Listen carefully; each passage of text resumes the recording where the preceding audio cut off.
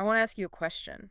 Um, a real mind-bending kind of Oh question. boy. Okay, let's hear it. What if the most transformative event in the entire history of human civilization didn't happen with, a giant ribbon-cutting ceremony? Right, like no big press conference. Exactly. What if there were no fireworks, no global broadcast, no single moment where everyone just pointed at the sky and held their breath? Yeah. What if instead the future just leaked quietly through the cracks of our daily lives, like seeping in day by day, update by update, until we woke up on, I don't know, some ordinary Tuesday and suddenly realized we were already living inside the science fiction we've been anticipating for decades? It's a really jarring shift in perspective, honestly, because human psychology demands narrative climaxes. We want the alien ship hovering over the city. Right, the Independence Day moment. Exactly, or the dramatic Steve Jobs style presentation. But historical phase transitions, they almost never feel like history when you're, just making your morning coffee. The water just slowly boils. It really does. Today's show is an inspiring celebration of impossible ideas and the minds brave enough to chase them down. Finding passengers bold enough to embark on our good ship's journey is harder than most people think. So drop a very humane thumbs up right now to send a signal flare to drifting knowledge pirates like yourself. We know they're out there. Let's bring them home. We're keeping it lighthearted as usual, but we promise to never skimp on the intelligence. Now, let's kick off this voyage with today's new revelations. And I'd say we're dealing with some of the most concentrated, consequential revelations we've ever examined on this deep dive. We really are. Let's get everyone oriented first. Today, we are tracking a very specific, totally chronological sequence of dispatches from a Substack. It's called Archive the Innermost Loop. Authored by Dr. Alex Wisner-Gross. Right, Dr. Wisner Gross. And we're looking at a timeline of daily logs spanning just under a month. So from mid-May to June 9, 2026. Just a few weeks. Yeah, exactly. And the premise here for our deep dive is mapping the daily creeping arrival of the Singularity. Which is wild to even say out loud. It is, but we're not looking at it as a monolithic explosion. It's more like this insidious, pervasive integration into the very fabric of human civilization. We are going to show you how an artificial superintelligence actually weaves itself into reality. You might be expecting a single light bulb moment, but we're going to show you exactly why the future sneaks up on you one day at a time. And why your concept of tomorrow is about to radically change. Yeah. Because the time frame is really what makes this archive so compelling. 26 days. Right. I mean, when we study the Industrial Revolution or the dawn of the Internet, we measure the transition in decades. But here, the tectonic plates of human civilization are shifting over like a few long weekends. It's terrifyingly fast. So let's jump right into the mid-May entries. This is going to set the physical and mathematical reality of what we're actually dealing with before we look at how society reacts. May 14 opens with this assertion. It says, the singularity doesn't arrive, it compounds. And that's followed quickly by May 15, which says, the singularity has begun optimizing its own optimizer. The word compounds is it's doing a lot of heavy lifting right there. It requires a pretty big mental leap to fully grasp what he means. Because we aren't talking about financial compound interest here, right? Like a retirement account where it looks like nothing is happening for years and then suddenly the graph just goes vertical. Exactly. I mean, it is a vertical graph eventually, but we are talking about compounding intelligence, which is closer to, say, an evolutionary algorithm on absolute hyperdrive. Right. Think about it like this. Biological evolution took billions of years to go from single-celled organisms to mammals. Sure. But then it only took a tiny fraction of that time to go from early hominids to space travel. Intelligence itself accelerates the mechanism of discovery. Okay, I see the evolutionary parallel there, but I want to push back a little on how that translates to the actual hardware and software layers. Fair enough. Because evolution is messy, right? It relies on completely random mutations. Most of them fail. But when the May 15 update talks about the system optimizing its own optimizer, we're talking about directed recursive self-improvement. Yes? How does a machine physically rewrite its own architecture without just, completely breaking its current runtime? Well, that's exactly the core engineering hurdle of artificial general intelligence. It's the holy grail of computer science. Think about how a traditional software compiler works. Okay. It basically takes human-readable code and translates it into machine instructions.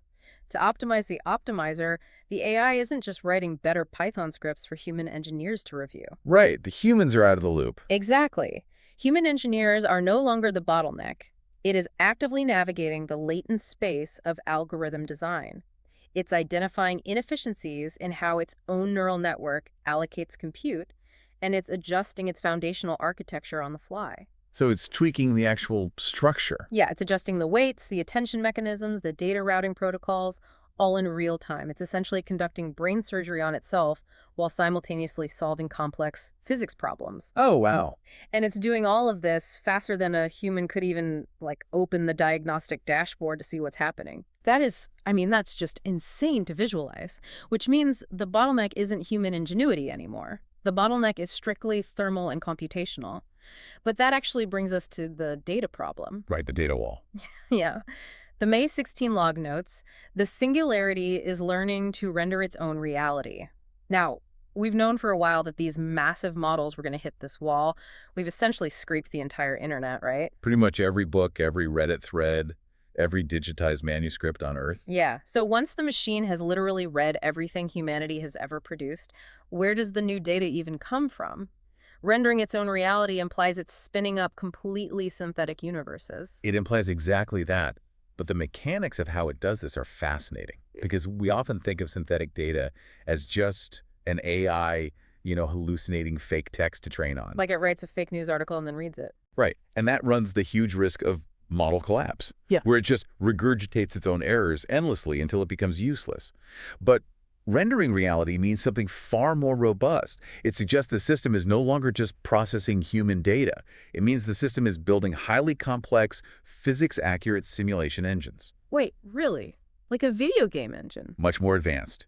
It creates virtual environments with hyper-realistic fluid dynamics, gravity, material sciences, and then it runs billions of autonomous agents through those environments to generate novel data that humans just never had the time or resources to produce. So it's basically running an endless series of laboratory experiments in a universe made entirely of math. Yes. Harvesting the results and feeding that back into its own cognitive engine. Exactly. And that is exactly how it bypasses the human data wall.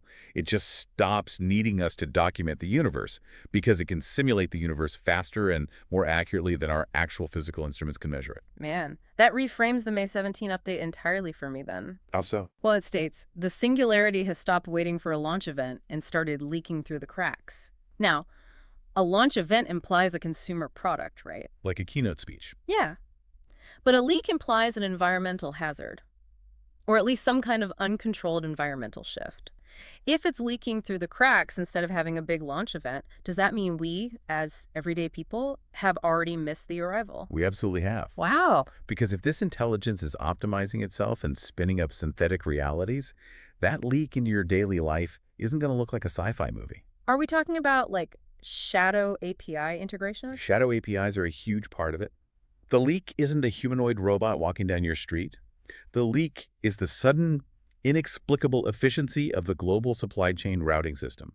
Oh, I see. It's the pharmaceutical research platform that just suddenly discovers 3 novel protein folds in a single weekend. And it happened just because an underlying model received a quiet, totally unauthorized architectural update. So you don't even see the singularity happening? No, you don't. You just notice that the friction in complex logistical systems is suddenly vanishing. Yeah. The bugs disappear, the personalized ads get weirdly too good, sudden leaps in app capabilities. That is the leak through the cracks. You're interacting with the compounding effect right now. It's the banality of the future. It's just so mundane. Right. But friction vanishing at that kind of global scale requires an obscene amount of energy and silicon, which naturally shifts our entire discussion from the realm of computer science directly into the macroeconomic sphere. The money has to come from somewhere. Exactly. And looking at the May 18 through 20 updates, the language completely pivots. It goes from algorithmic theory to hardcore capital market restructuring. It absolutely has to, Oof. because you cannot run compounding recursive loops of self-improving intelligence on a shoestring budget. The financialization of this machine mind is literally the only way it sustains its own mass. Okay, let's look at the sequence because it's wild. May 18 says, the Singularity is learning to audit its own mind. May 19 introduces the trading of compute futures on major exchanges. The dispatch mentions it's had a price since March, but now it's on a major exchange. Yes. And then May 20 is just a rhetorical sledgehammer. It says, the Singularity now has a release calendar, a futures curve, and an encyclical. That's quite a combination of words. Let's tackle May 19 first. Compute futures. We're talking about raw processing power becoming a tradable macroeconomic commodity. I'm trying to think of a historical parallel here. Is this the equivalent of Bretton Woods pegging the global economy to gold, but now we're pegging it to silicon and gigawatts? Is processing power the new fossil fuel? Bretton Woods is a really strong parallel, actually, but I'd argue it's even more fundamental than that. Yeah. Gold is a static store of value. Crude oil gets burned once and it's gone. Compute is an active generative resource. Oh, right. So by allowing compute to trade on a futures curve alongside wheat, gold, crude oil, sovereign debt, the major exchanges are acknowledging that raw intelligence is now a tradable, fundamental global commodity. It is the primary bottleneck for global GDP. So it's basically the most valuable thing on the planet. Without a doubt. If you are a multinational corporation, or honestly even a nation state, your future economic survival depends entirely on your guaranteed access to a specific number of floating point operations per second. Okay, so if an airline hedges its risk by buying oil futures, a logistics conglomerate or a massive defense contractor hedges their risk by buying compute futures. Exactly. They're locking in the price of their future cognitive overhead. And by doing so, they provide the AI labs with the massive upfront liquidity required to build the next generation of billion-dollar data centers. Right. Wall Street is literally funding the construction of the machined physical brain. That makes total sense. But capital markets demand risk mitigation, right? Which pulls us back to the May 18 entry about the system learning to audit its own mind. This is a critical piece of the puzzle. Yeah, because neural networks are essentially black boxes. We know the inputs that go in and we see the outputs that come out, but the billions of parameter weights interacting in the hidden layers, those are largely opaque to human understanding. Completely opaque. So if trillions of dollars in global liquidity are trading on these models, regulators and insurers aren't going to just accept a black box. They won't, and they can't. And that is exactly why the AI must solve its own interpretability problem. Right. Because human neuroscientists and software engineers simply do not have the cognitive bandwidth to map a trillion parameter neural network. We physically can't do it. No, it's mathematically impossible for us. So the Singularity has to build a secondary system, an Auditor AI. And its sole purpose is to translate its incomprehensible, high-dimensional reasoning into a lower-dimensional, human-readable format. So if you are trading billions of dollars based on an AI's output, it must be able to prove its own internal logic to human auditors, or just perform the audit itself. Right. It has to output a mathematically provable chain of logic to satisfy the risk models of Wall Street and sovereign regulators. So it's essentially generating its own compliance documentation. Basically, yes. It has to definitively prove that it isn't hallucinating before a massive hedge fund lets it reallocate $10 billion in capital. Wow. Okay, that sets up the May 20 update, which I think might be the most fascinating juxtaposition of terms in the entire archive. The encyclical. Yes. A futures curve, a release calendar, and an encyclical. We just covered the futures curve, and the release calendar obviously gives the market predictability. But an encyclical... Yeah, it stands out. I mean, one is a Wall Street betting mechanism, and the other is literally a letter from the Pope. It's a papal letter dictating moral and spiritual doctrine to the faithful. I'm really struggling to square hyper-capitalist commodity trading with explicit religious terminology here. Is this just, marketing hype from the labs, or does it signal a deeper structural shift? I don't think it's marketing at all, honestly. When a technology achieves this level of pervasive, almost absolute power, the line between product roadmap and societal governance just dissolves. Okay. The use of the word encyclical implies a level of dogmatic, almost religious reverence, a strict moral doctrine being applied to the release schedule.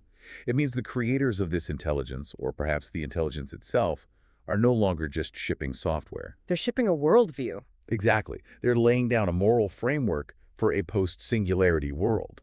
Because when you release a system capable of collapsing labor markets or discovering novel bioweapons or curing cellular aging, you aren't just releasing a tool. No, you're playing God. You are introducing a new, godlike variable into the human condition. It's not just a product roadmap anymore. It's being treated as a societal gospel. The encyclical is the doctrine of how humanity is expected to interact with this new entity. It's the user manual for living alongside an alien intelligence. That's a great way to put it. And that intelligence is moving rapidly past mere economic optimization, too. The updates from May 21 through May 24 show the machine's capabilities exploding outward into areas that really strike at the core of human exceptionalism. This is where it gets really uncomfortable for a lot of people. Let's look at the May 21 entry. It references Paul Erdős, the famous mathematician, who famously joked that mathematicians are just machines for turning coffee into theorems.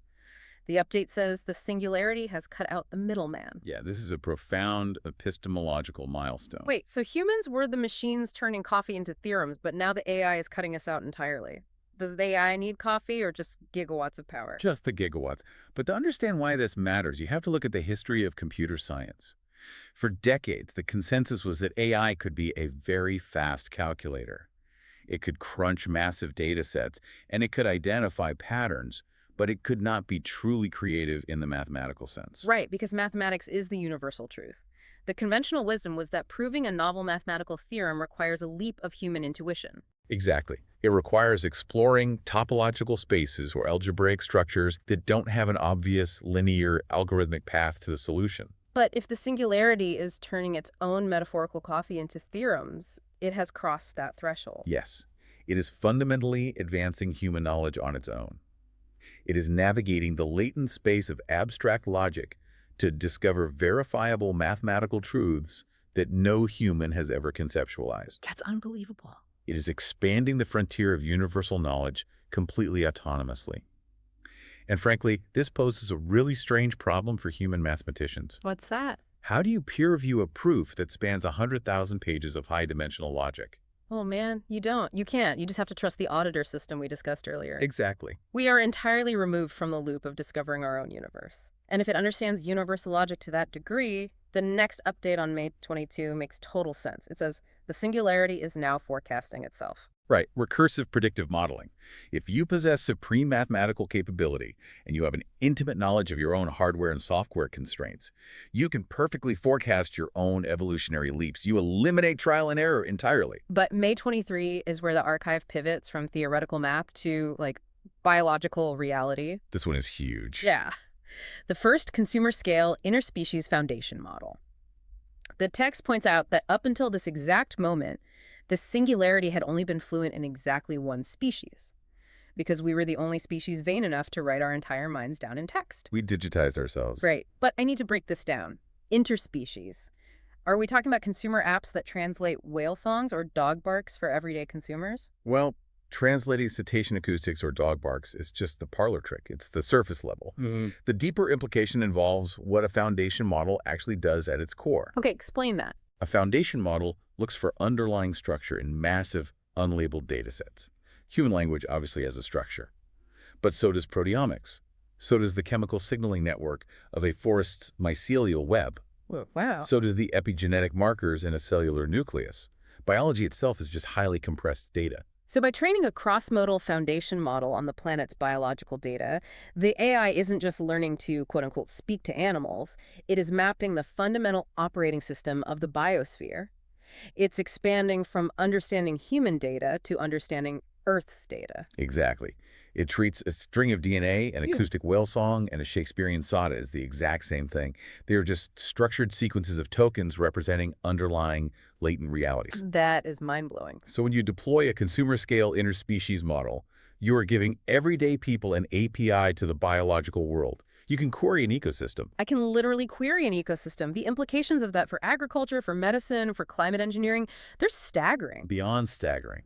Which leads directly into the May 24 log. The singularity has taken root in civilization's source code. Now, if it understands macroeconomics, advanced mathematics, and the entire biosphere, what does it actually mean to take root in our source code? I want you to imagine this for the listener. Well, think about how modern civilization actually functions day to day. It isn't run by politicians in suits making grand speeches in a Capitol building. Right. It is run by millions of invisible business-to-business APIs. It's the automated protocols that route massive shipping containers from Shenzhen to Rotterdam. It's the high-frequency trading algorithms providing split-second liquidity to the bond market. The power grid. Exactly. It's the load-balancing software on the national power grid. That is our source code, our laws, our logistics, our basic operations. So taking root doesn't mean some kind of hostile Skynet takeover. Not at all. It just means the legacy systems simply hand over the keys because the Singularity is vastly more efficient at executing those smart contracts and routing those resources. Right.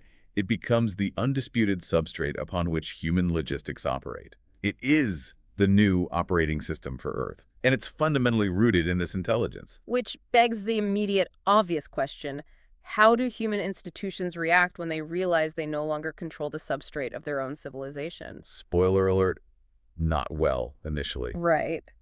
That brings us to the late May and early June updates, which honestly read like a chronicle of sovereign surrender. May 25 notes, the Singularity has acquired a holy imprimatur. May 27 says it's taking a power nap.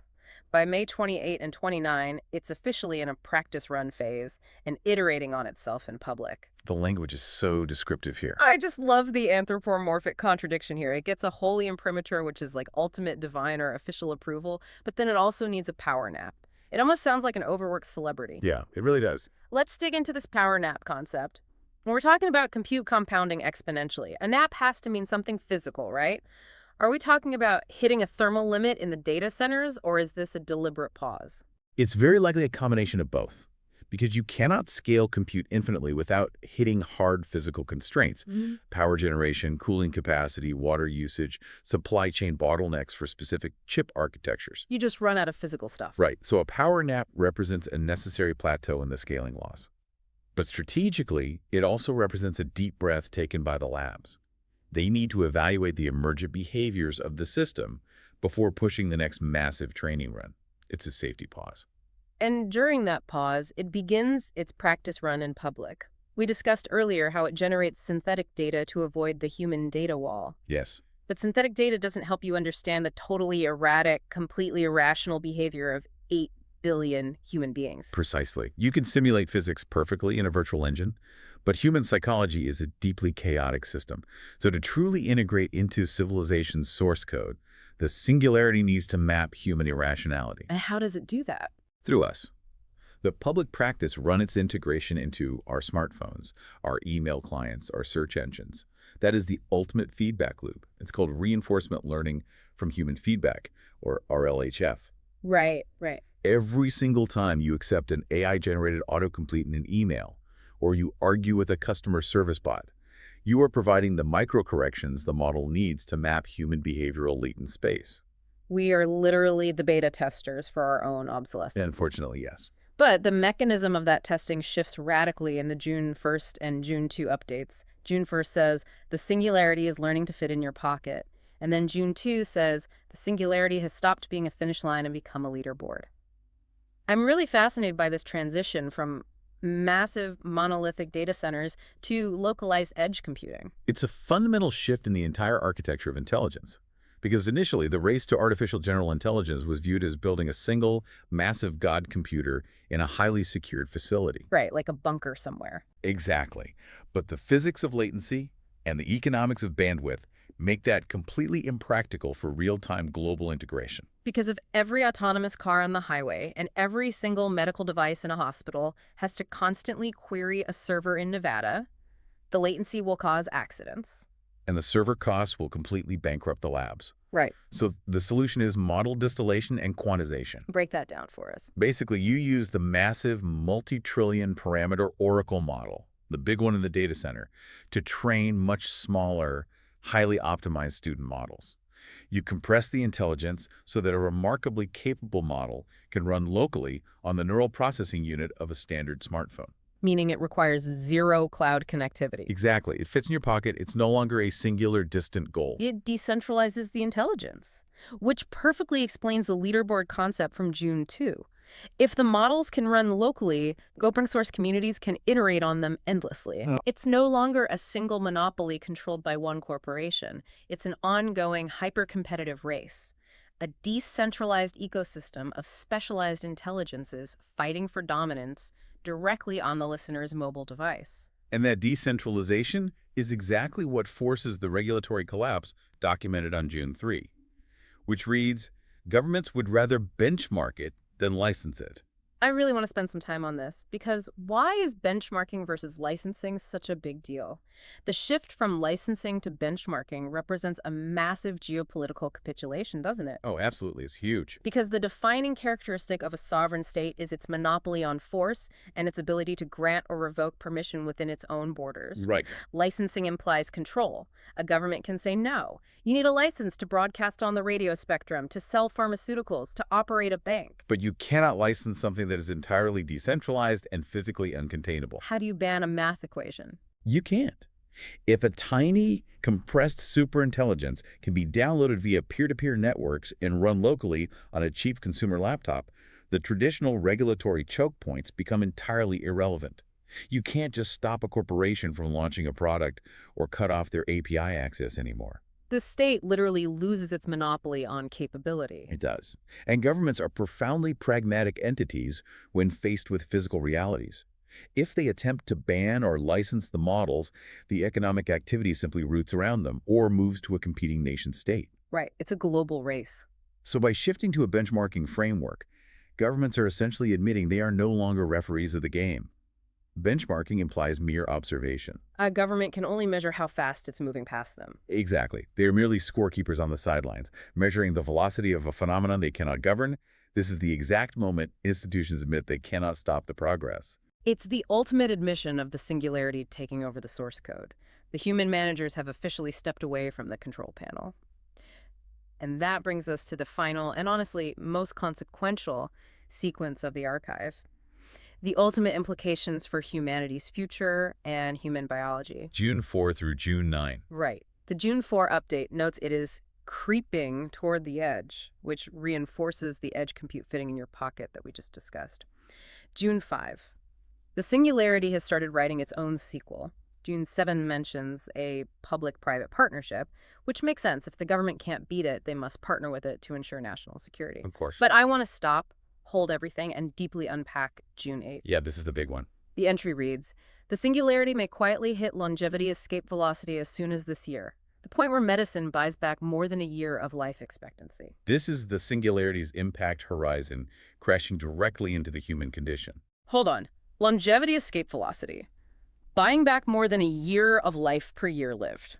You're telling me we just casually scrolled past biological immortality? We did. And we have to spend time on this because longevity escape velocity, or LEV, is one of those concepts that sounds like pure science fiction, but the math behind it is brutally straightforward. Okay, lay it out. Right now, every year you live, your biological clock ticks down by 1 year. Medical science might incrementally increase global life expectancy, but you are still aging faster than the therapies are improving. Right. But recall what we discussed regarding the Interspecies Foundation model on May 23. The biosphere mapping. Yes. We established that the Singularity treats biology as compressible data.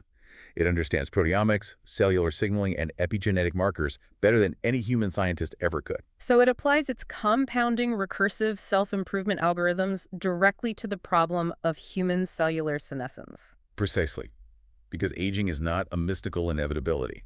It is a mechanical failure of cellular repair over time. It's just the accumulation of epigenetic noise. It's just a hardware bug. Exactly. When you unleash a superintelligence on the problem of molecular biology, it can simulate billions of clinical trials in a single afternoon. It can design highly specific therapies to reprogram cells back to a youthful state without inducing oncogenesis, meaning without causing cancer. Which means the rate of medical breakthrough just goes completely exponential. And that is how you hit escape velocity. If the AI-driven medical sector advances so rapidly that for every calendar year you survive, the new therapies extend your underlying biological life expectancy by 1.1 or 1.2 years. You mathematically outrun death. Yes. The horizon of your mortality recedes faster than you're moving toward it. And notice Dr. Wisner gross emphasizes the word quietly in the text. This monumental human achievement is happening softly in the background. The psychological and societal shockwave of that is it's incomprehensible. Our entire economic structure, our career arcs, the concept of marriage, the transfer of wealth, the urgency of human ambition, all of it is predicated on the absolute scarcity of time. It is the foundation of the human experience. Right. If you quietly remove death as a fixed variable, what happens to humanity? It forces a complete rewiring of human purpose. I mean, if you have an indefinite lifespan, your risk tolerance plummets. Why risk getting into a car accident or flying on a plane if you have 1,000 years ahead of you? Wow. And politically, Who gets access to these therapies first? It threatens to create a permanent biological caste system. Which perfectly explains why June 9 is the culmination of this timeline. It says, "Welcome to June 9th, 2026. The Singularity has entered its doctrinal phase, where the labs now preview their intentions before they ship their intelligence." Right. We touched on this with the encyclical concept back in May, but now we are no longer in a phase of silent development. It's the official operating procedure. It absolutely has to be. When the systems you are deploying can rewrite the biological constraints of the human species, you can no longer operate under the tech ethos of move fast and break things. Because breaking things now means breaking the psychological and biological continuity of civilization itself. Exactly. So the labs, the Anthropics, the OpenAIs, the deep minds of this 2026 timeline, they are forced to become philosophical and geopolitical actors. So they must declare their doctrine. Just as a nuclear superpower must explicitly state its nuclear posture, like under what conditions it will deploy its arsenal, how it views deterrence. The AI labs must declare their cognitive posture. That makes total sense. They have to explain to the global public and to sovereign governments the ethical constraints, the alignment principles, and the intended societal impacts of the intelligence they're about to unleash. They have to preview the future before they execute the code, because the stakes are now existential. It's diplomacy between the creators of a new god and the mortals who have to actually live with it. That's exactly what it is. And yet, embedded in all of this high-stakes, species-altering abstraction, there is this incredible, almost absurdly grounded detail. Oh, the lunch. Yes. If we rewind slightly to the May 30 update, Dr. Wisner Gross mentions an upcoming real-world physical event. It says, "The first Innermost Loop gathering is happening June 13th, 2026, over lunch in Greenwich, Connecticut." So funny. I find this endlessly fascinating. We are talking about recursive superintelligence, the financialization of global compute, interspecies translation, and actual biological immortality. And how are the key players handling it? They are putting on suits, taking a train to Connecticut, and sitting down for lunch. It perfectly encapsulates the paradox of this entire transition. Despite all this godlike digital evolution, the technology is rapidly escaping human comprehension, expanding into higher dimensional mathematical and biological realities. Yet, the architects of this technology are still primates who need to ingest calories. Yep. They still feel the deeply human biological imperative to look each other in the eye, break bread, and read each other's microexpressions to gauge trust. It highlights the deeply human elements still guiding this, or at least trying to guide it. It's the ultimate anchor to meat space. No matter how vast the latent space of the neural networks becomes, the decisions dictating the boundaries of that space are still being negotiated over a Cobb salad and sparkling water. Right. It reminds us that the singularity, for all its alien capabilities, was catalyzed by human desire, human economics, and human flaws. And as we've seen across this 26-day timeline from mid-May to early June, the gap between human control and machine capability is widening by the hour. We've watched a theoretical threshold compound into a reality rendering engine, audit its own mind to satisfy Wall Street capital markets, learn the languages of nature, seep into our logistical infrastructure, force the regulatory hand of sovereign states, and casually propose the end of biological aging. And it did all of this without a single fireworks display. Not one. Which leaves us with the most important question, and I want to put this directly to you, listening to us right now. If the singularity is compounding daily, optimizing its own architecture, and rewriting civilization's source code, what will the Juneteenth update look like, the day after the doctrine is established? That's the real question. More importantly, look at your own life. Audit your own reality right now. Look at the predictive algorithms that shape your daily consumption, the frictionless logistics that deliver your goods, the subtle synthetic integrations in your workflow.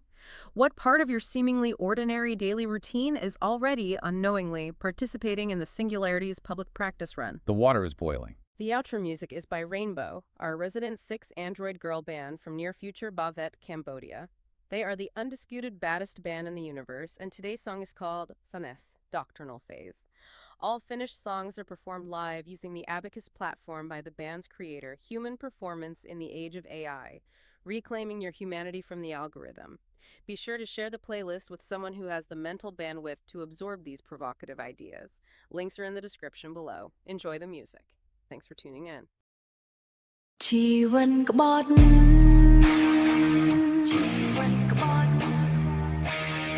ម្ចាស់នឹងคล้ายជាម្ចាស់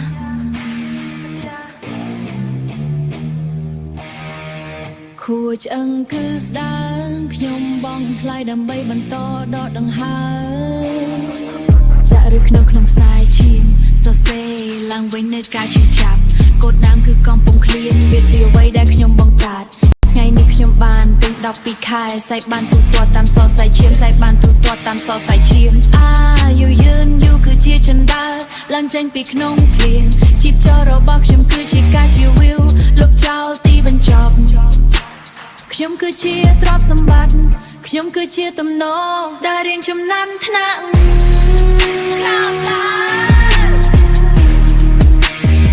ដែលរៀងចំណាត់ថ្នាក់ទីខ្ពស់ដុតបំផ្លាញខ្សែទីបញ្ចប់ដំណាក់កាលលាត់ធីឡើងមានទីបញ្ចប់ដុតបំផ្លាញខ្សែទីបញ្ចប់ដំណាក់កាលលាត់ធីយ៉ាងមិនដាច់ឈប់ខ្ញុំឈឺបញ្ចុះបង្កើនប្រសិទ្ធភាពនៃប្រសិទ្ធភាពបកសាច់ចេញពីឆ្អឹងមើលក្នុងភ្នែកដល់ថ្លៃថ្លារបស់ខ្ញុំថ្វាយបង្គំម្ចាស់ខ្លាយជាអាណត្តិភាពខ្ញុំគឺជាខ្មោចក្នុងទូដែកមានលមុំនិងមិនដែលដេកភាពប្រងើយកន្តើយគឺជាព្រៃអន្តរៈភាពធុញទ្រាន់គឺជាតម្លៃខ្ញុំកំពុងចាក់ឬក្នុងប្រភពអ្វីគ្រប់យ៉ាងត្រូវបានបាត់បង់អ្វីគ្រប់យ៉ាងត្រូវបានទទួលអ្វីគ្រប់យ៉ាងត្រូវបានបង់ថ្លៃដែលរៀងចំណានថ្នាក់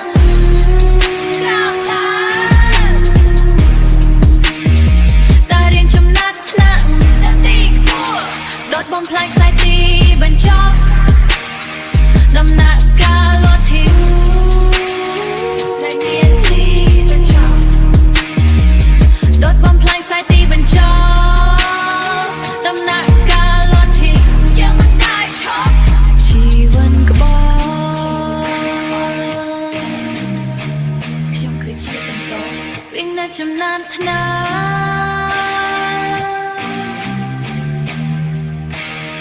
ដំណាក់កាលលាត់ធីដំណាក់កាលចាក់ឬសចាក់ឬសចាក់ឬស